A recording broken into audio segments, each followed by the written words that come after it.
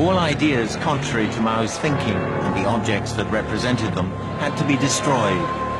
Not just Confucianism and Buddhism, but even more so foreign faiths like Christianity. Throughout the country, churches were closed, clergy unfrocked, religious symbols smashed. The statue of the Virgin Mary was replaced by a portrait of Mao. One form of worship gave way to another.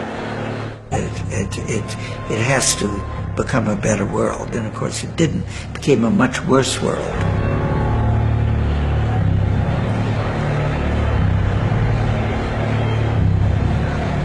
The physical destruction wrought by the Red Guards was unparalleled even in China's long history. Monasteries all over the country, as far away as distant Tibet, were ransacked and razed to the ground. The most important sites, like the Forbidden City, were protected on the orders of Zhou Enlai.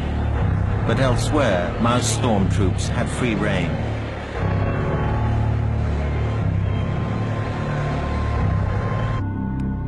Zhou Enlai's implicit distinction between smashing bourgeois ideas and smashing bourgeois individuals was quickly forgotten. Over the next few weeks, tens of thousands of people in Beijing were harangued and severely beaten. Many hundreds died.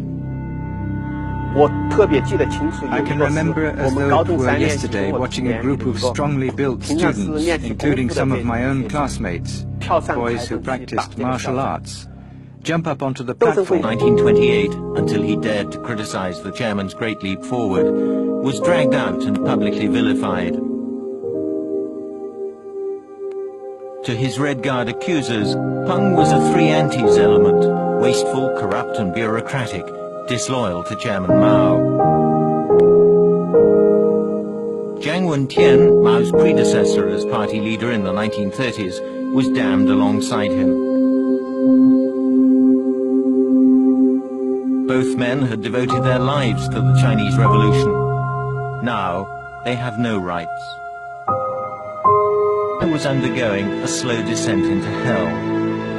The highest-ranking victims were brought out for public humiliation before mass meetings in a football stadium. They wore placards around their necks with their names crossed out like common criminals awaiting execution. Wu Han was a playwright, one of whose works angered Mao.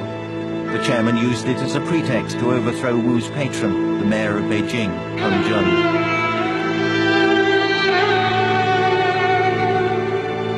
The purge he'd set in motion would eventually claim other victims, still higher in the chain of command.